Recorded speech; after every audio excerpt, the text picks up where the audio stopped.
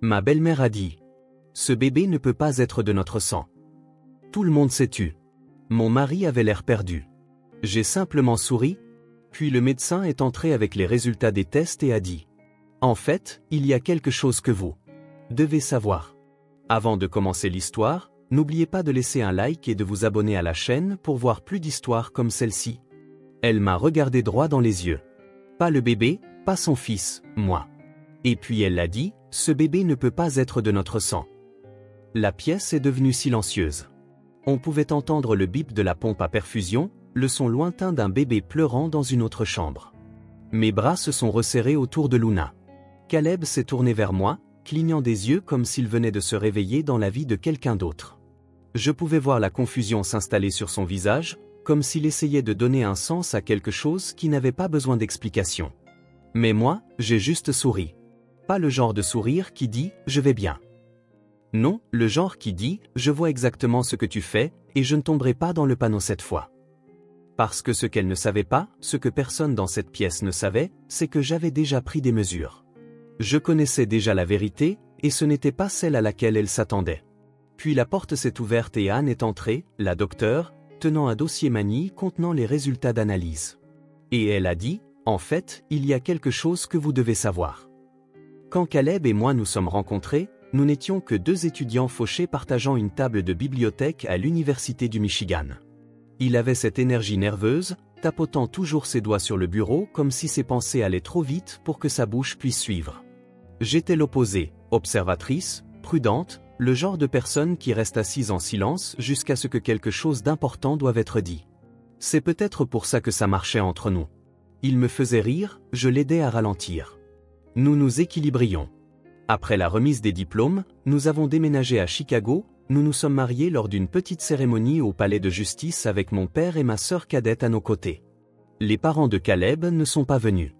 Vivian a dit que c'était trop précipité et qu'un vrai mariage devrait attendre que les Monroe puissent l'organiser correctement.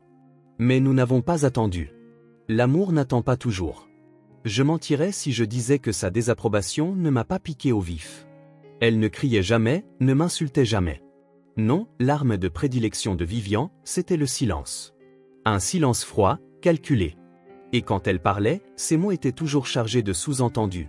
Es-tu sûr que c'est ce que tu peux faire de mieux, Caleb? Ou, et elle semble émotive, la stabilité n'est-elle pas importante dans un mariage? Malgré tout, nous avons essayé.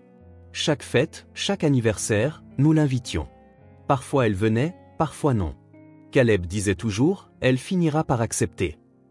Je voulais y croire.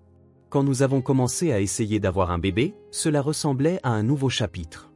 Nous étions pleins d'espoir, peut-être même naïfs. Mais ensuite est venue la première fausse couche, puis la seconde. Les médecins m'ont dit que j'avais de l'endométriose et qu'il serait difficile de tomber enceinte. Chaque mois devenait un jeu d'attente, et chaque test négatif ressemblait à un échec personnel, comme si mon corps me trahissait encore et encore. La sympathie de Vivian était limitée. Ce n'est peut-être tout simplement pas censé arriver, a-t-elle dit une fois à Caleb. Pas à moi. Elle ne me l'a jamais dit en face. Mon père, Ronald, a essayé d'être là pour moi. C'est cet homme stable, tranquille, un facteur à la retraite qui nous a élevés, ma sœur et moi, après le décès de notre mère. Il ne parle pas beaucoup, mais quand il le fait, ça compte. Il m'appelait tous les dimanches, juste pour prendre des nouvelles. Ma sœur June, qui étudie pour devenir infirmière au Texas, m'envoyait des mèmes et des selfies, je pense à toi, à 3 heures du matin. Parfois, je pleurais en les lisant. Et puis, juste au moment où nous commencions à envisager l'adoption, c'est arrivé. J'avais du retard. Je n'ai même pas fait de test tout de suite, car je ne pouvais pas supporter une autre déception. Mais ensuite, je l'ai fait, et il était positif. J'ai montré le test à Caleb pendant que nous nous brossions les dents. Il l'a regardé, puis m'a regardé, et a laissé tomber sa brosse à dents dans le lavabo. Nous avons ri et pleuré, avec encore du dentifrice sur la bouche. La grossesse n'a pas été facile. J'ai eu d'horribles nausées matinales, des douleurs nerveuses et une anxiété quasi constante. Chaque échographie ressemblait à une marche sur la corde raide, mais à chaque fois, le rythme cardiaque était là, fort, défiant, comme si elle disait au monde, « J'arrive, faites avec ». Vivian n'a pas dit grand-chose. Pas de cadeau, pas de félicitations. Juste un seul appel téléphonique où elle a dit « Fais-moi savoir quand tu connaîtras le sexe ». C'était tout. J'ai accouché de Luna après 17 heures de travail. Elle est sortie le visage rougeau et gigotant, avec une tignasse de cheveux noirs et les plus grands yeux noisettes que j'ai jamais vus. Les infirmières me l'ont tendue, et à cet instant, plus rien d'autre ne comptait. Ni mes peurs, ni Vivian. Juste elle. Elle m'a regardé comme si elle savait déjà que j'étais son refuge. Caleb a pleuré plus fort que moi. Il n'arrêtait pas de murmurer, « Elle est parfaite. Tu l'as fait, chérie. » Le lendemain, notre chambre était pleine. Fleurs, ballons, infirmières qui passaient vérifier, mon père sur FaceTime, June pleurant à des centaines de kilomètres de là.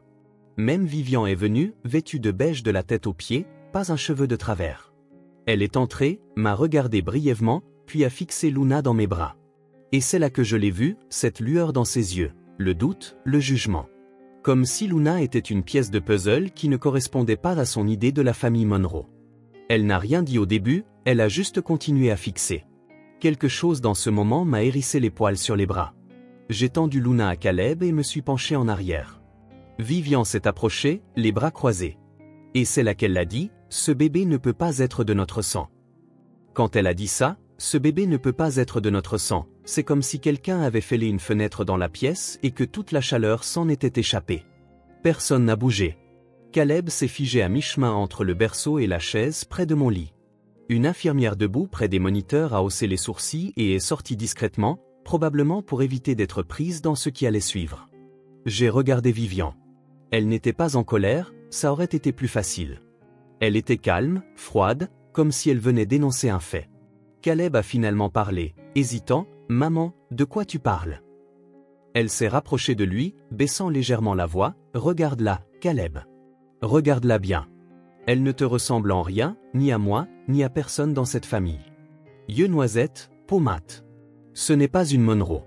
Je ne sais pas de qui est cet enfant, mais ce n'est pas la nôtre. » J'étais assise là, abasourdie. Non pas parce qu'elle remettait en question l'apparence du bébé, je m'attendais à une sorte de commentaire de sa part. Mais l'accusation pure et simple, devant Caleb, dans une chambre d'hôpital où je saignais encore, où je récupérais encore, où je guérissais encore d'une véritable guerre que mon corps venait de survivre. Caleb s'est tourné vers moi. Son visage disait ce qu'il n'avait pas encore le courage d'exprimer, y a-t-il une part de vérité là-dedans? C'était ça qui faisait mal. Je ne l'avais jamais trompé, jamais même regardé un autre homme.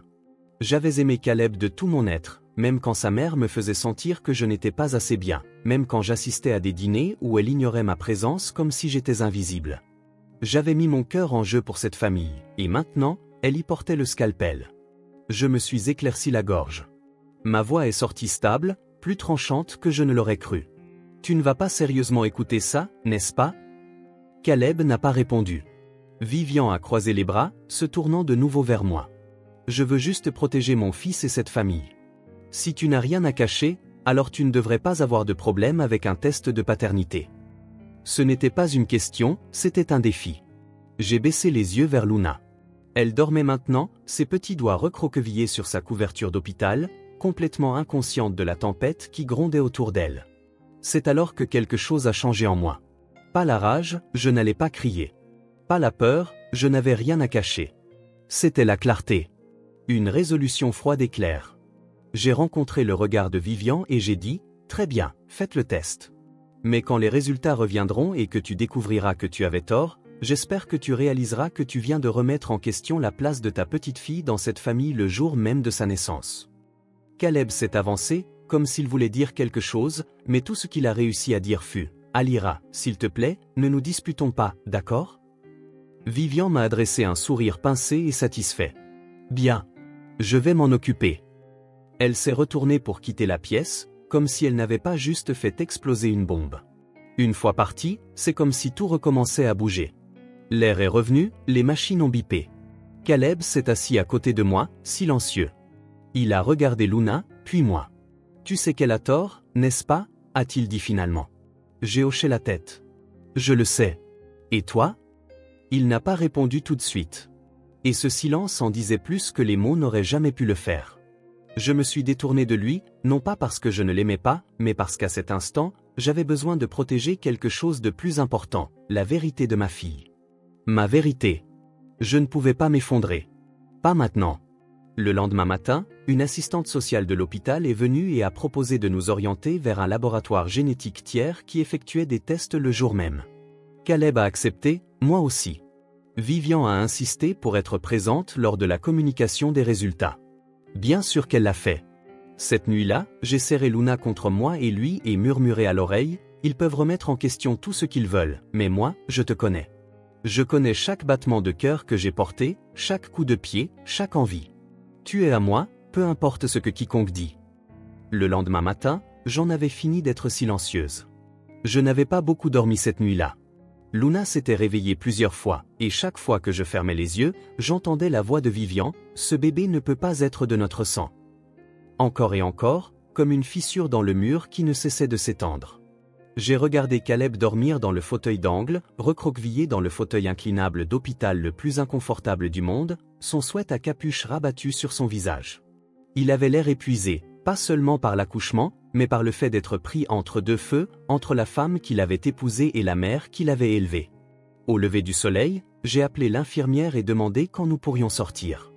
Je voulais rentrer chez moi. J'avais besoin de mon propre lit, de mon propre air. J'avais besoin de m'éloigner de la froideur de cette chambre et de commencer à reconstruire la chaleur que nous y avions perdue. Mais avant de partir, j'ai appelé le laboratoire de tests génétiques que l'hôpital nous avait recommandé. Je n'ai pas attendu que Caleb le suggère. Je n'ai pas attendu la permission. Je l'ai juste fait. J'ai pris rendez-vous pour nous trois, moi, Caleb et Luna. Quand je l'ai dit à Caleb, il a hésité. « Tu es sûr que nous devons faire ça ? Tu connais la vérité, je connais la vérité. C'est juste ma mère qui sème la zizanie. » Je l'ai regardé fixement. Alors laisse-la se noyer dans ses propres doutes. Laisse-la entendre la vérité, noir sur blanc, de la part de quelqu'un qui porte une blouse de laboratoire et qui se fiche éperdument des noms de famille ou des couleurs de peau. Il a hoché lentement la tête. D'accord, faisons-le. Alors nous y sommes allés. Le laboratoire était calme, clinique, niché dans un immeuble de bureau quelconque du centre-ville. Nous nous sommes assis dans une petite salle d'attente sous des néons vacillants, Luna endormie dans son porte-bébé entre nous. Je ne pouvais pas arrêter de la regarder. Elle était si calme, si inconsciente de ce que nous faisions. Une technicienne est entrée, jeune, probablement pas plus âgée que June, et a expliqué le processus. Prélèvements buccaux pour nous trois. Simple, indolore, rapide. Caleb est passé le premier, puis moi, puis Luna. Vivian n'est pas venue, bien qu'elle ait insisté pour être là à l'arrivée des résultats.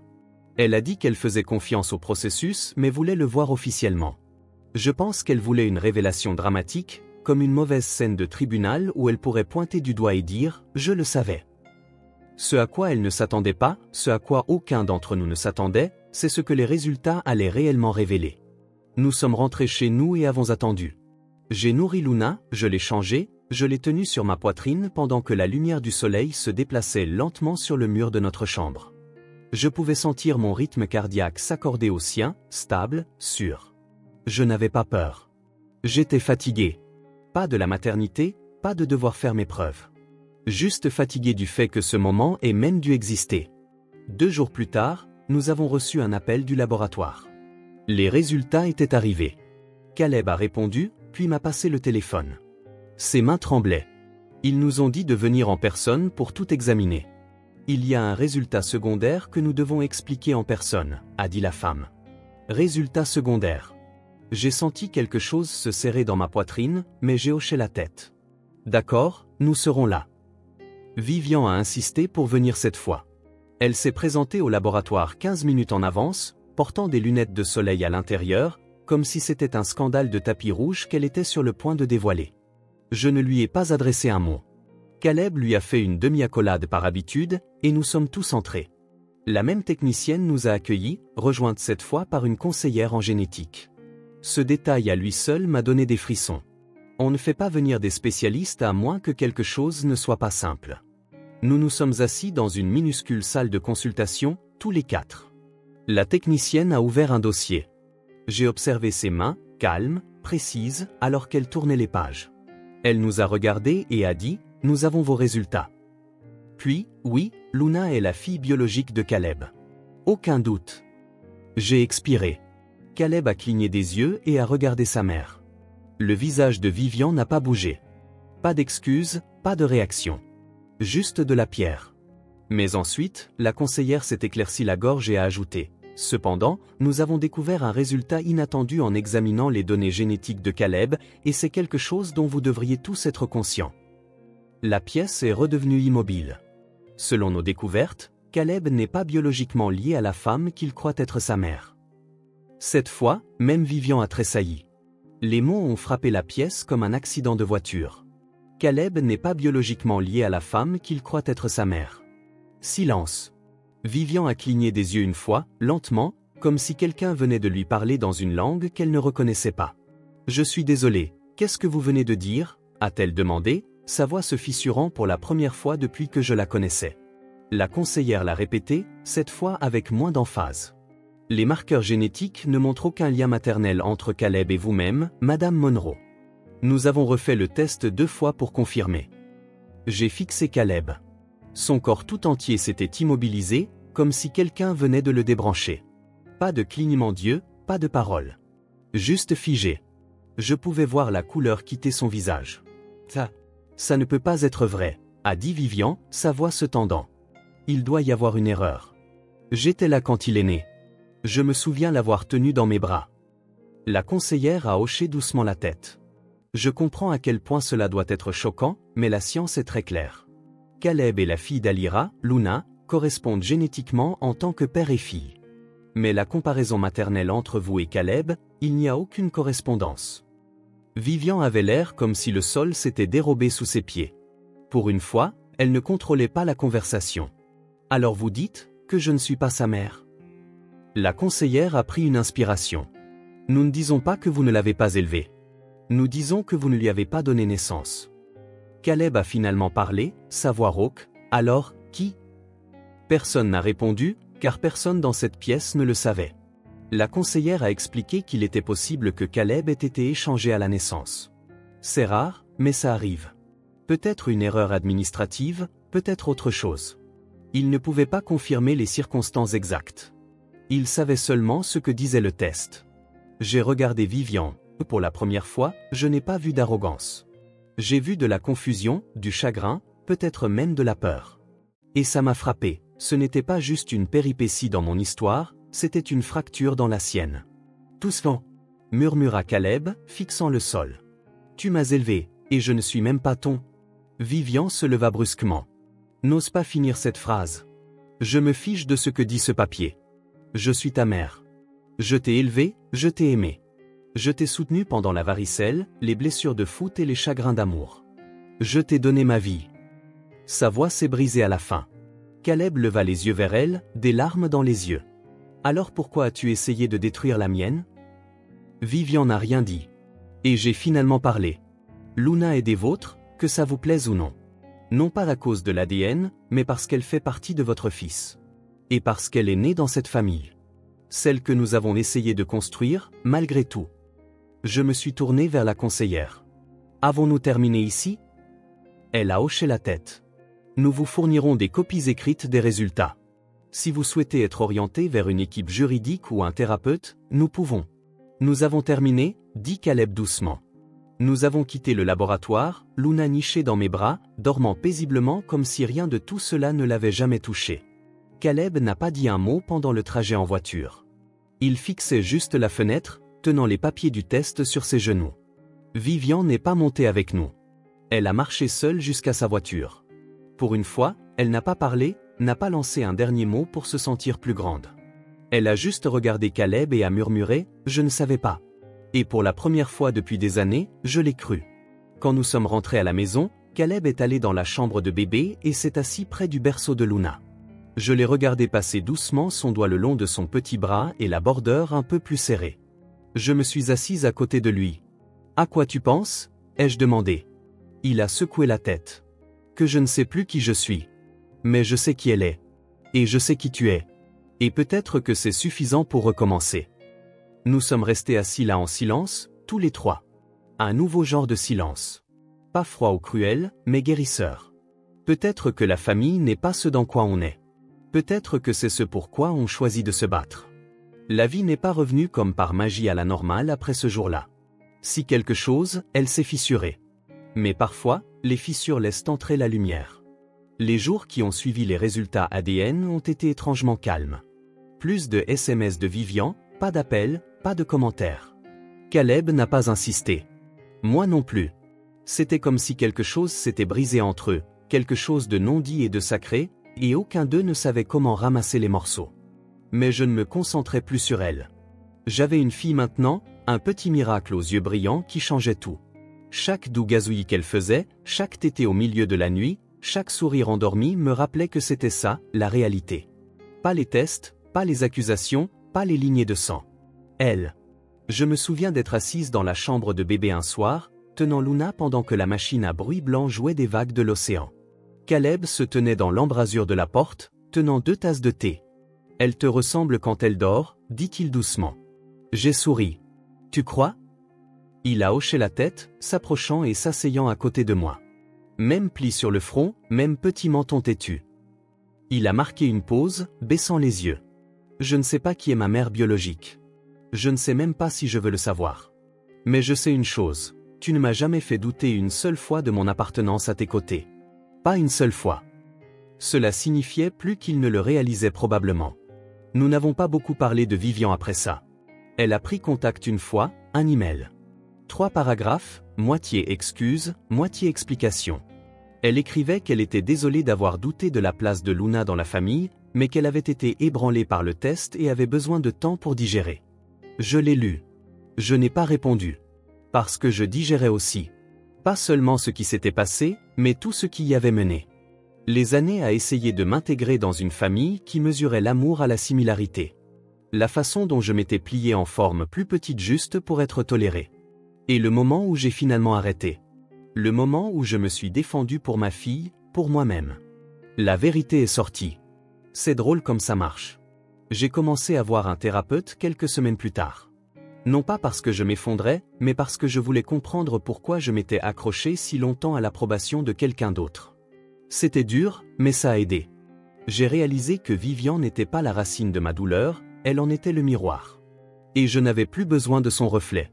Caleb et moi sommes devenus plus forts. Pas tout de suite. Il y a eu de longues discussions à 2 heures du matin, des dîners tranquilles avec plus de silence que de mots, et des moments où le poids de tout a failli nous séparer. Mais nous nous sommes choisis l'un l'autre, encore et encore. Jour après jour. C'est ça, l'amour, en réalité. Pas seulement les papillons dans le ventre, mais la reconstruction. Mon père a pris l'avion pour rencontrer Luna quand elle avait 3 mois. Il l'a tenue dans ses grandes mains calleuses comme si elle était la chose la plus délicate qu'il ait jamais touchée. Elle a tes yeux, ma grande, a-t-il dit. Et ton feu intérieur. June nous a envoyé un album de scrapbooking qu'elle avait fait à la main, plein de photos, de notes et d'affirmations. Sur la couverture, elle avait écrit « La famille, ce n'est pas le sang, c'est la preuve ». Je l'ai accroché au mur de la chambre de bébé. Vivian n'a pas revu Luna. Peut-être un jour, peut-être pas. Mais je ne perds pas le sommeil à cause de ça.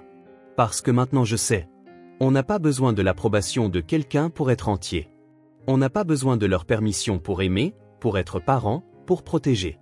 On a juste besoin de vérité, de cœur, et du courage de tenir bon, même quand votre monde bascule. Et c'est ce que Luna m'a donné, dès son arrivée. Elle m'a donné une raison d'arrêter de me faire toute petite. Je la regarde maintenant, une main toujours crispée sur sa couverture, ses yeux noisettes brillants explorant tout. Et je ressens une sorte de paix que je ne pensais jamais mériter. C'est ma famille. Elle n'est pas parfaite, elle n'est pas traditionnelle, mais elle est à nous. Et personne ne peut me l'enlever. Si cette histoire vous a touché, même juste un peu, j'aimerais connaître vos pensées. Avez-vous déjà dû défendre votre vérité quand personne d'autre ne vous croyait? Laissez un commentaire ci-dessous, je les lis tous. Et si vous avez ressenti quelque chose en écoutant, si cela vous a rappelé votre propre parcours ou vous a donné une nouvelle façon de voir la famille, s'il vous plaît, donnez un pouce bleu à la vidéo. Ça aide plus que vous ne l'imaginez. Partagez-la avec quelqu'un qui a besoin d'entendre que le sang n'est pas la seule chose qui fait une famille. Et si vous êtes nouveau ici ou juste de passage, cliquez sur le bouton d'abonnement. J'ai d'autres histoires à venir, des vraies, des brutes, sur l'amour, l'identité, la maternité, la guérison et les magnifiques et désordonnées façons dont la vie nous surprend. Merci d'avoir regardé, et rappelez-vous, votre vérité n'est jamais quelque chose dont il faut avoir honte.